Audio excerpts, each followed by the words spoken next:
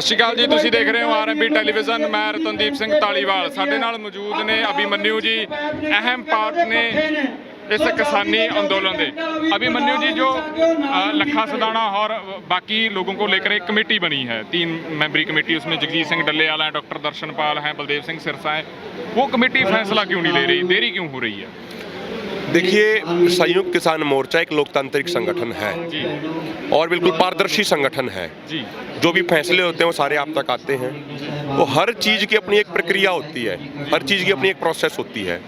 तो कमेटी बनी है, वो सारे पहलुओं पे विचार करेगी और निश्चित तौर पे सही समय पे वो अपना फैसला जरूर देगी। और हमें पूरा विश्वास है कि देश के किसानों और नौजवानों की भावनाओं का सम्मान करते हुए ही कोई निर्णय लिया जाएगा।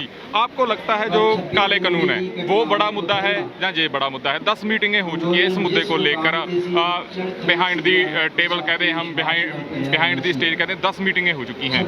किस मुद्दे पे आप थोड़ा जो इनको नौजवानों वाला मुद्दा है? देखिए, एक बात समझिए आप, जी इस पूरे आंदोलन में जी किसी भी व्यक्ति से बड़ा हमारा मुद्दा है जी और मुद्दा है तीनों काले कानून रद्द हो और एमएसपी गारंटी कानून बने। ये अहम मुद्दे हैं। इसी के लिए तो आंदोलन खड़ा हुआ है ना, इसी के लिए नौजवान इकट्ठे हुए हैं, इसी के लिए किसान इकट्ठे हुए हैं। भाई, हम 300 से अधिक शहादत दे चुके हैं, 120 दिनों से अधिक हो गए दिल्ली के बॉर्डरों में बैठे हुए, पूरी सर्दी वहाँ पे काट दी और अब गर्मी का सामना कर रहे हैं। तो क्यों बैठे हैं हम अपनी 2 मांगों को पूरा कराने के लिए तो बैठे हैं। हम 3 काले कानूनों को रद्द कराने के लिए ही तो बैठे हैं। हम एमएसपी गारंटी कानून लागू कराने के लिए ही तो बैठे हैं। तो चाहे बात मेरी हो या किसी और नेता की हो, सब नेता, सब नौजवान नेता, सब किसान नेता मान सम्मान के, आदर के योग्य हैं। लेकिन हम सबसे बड़ा, चाहे उसमें कोई भी हो, सबसे बड़ा है आंदोलन। आंदोलन सर्वोपरि है, आंदोलन से बड़ा कोई भी नहीं है। जो ये महासम्मेलन हो रहे हैं, महारैलियां हो रही हैं पंजाब और खास करके हरियाणा में, क्या इनकी जरूरत है?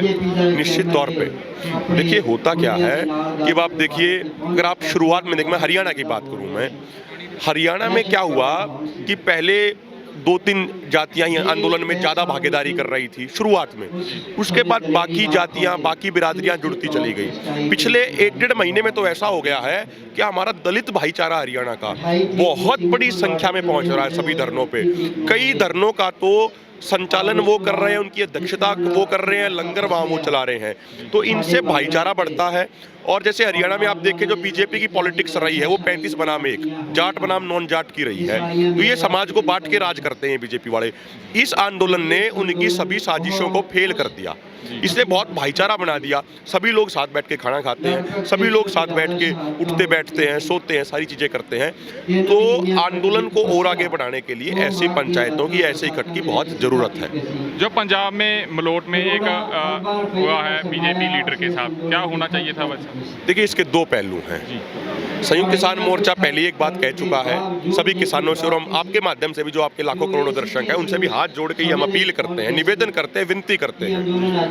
ये बीजेपी या इनके सहयोगी दल का यदि कोई भी एमपी एमएलए आपके इलाके में आए तो आप उसका जोरदार घेराव कीजिए, आप उसको काले झंडे दिखाइए, आप उसका सामाजिक बहिष्कार कीजिए, उसका हुक्का पानी बंद कीजिए, उनको अपने गांवों शहरों में मत घुसने दीजिए। लेकिन किसी भी तरह की हाथापाई मत कीजिए, क्योंकि शांति अपने आंदोलन का सबसे बड़ा हथियार है।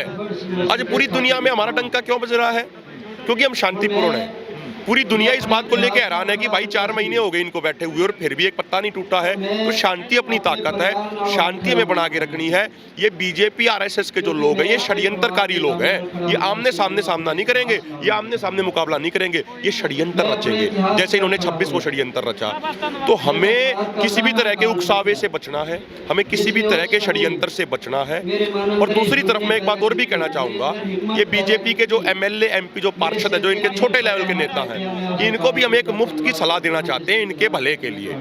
ये एक बात को समझें कि जो इनके आला कमान ने जो ये कानून थोपे हैं किसानों के ऊपर जबरदस्ती, जो उनकी नीतियां रही है समाज के प्रति, उनको लेकर समाज में बहुत ज्यादा गुस्सा है।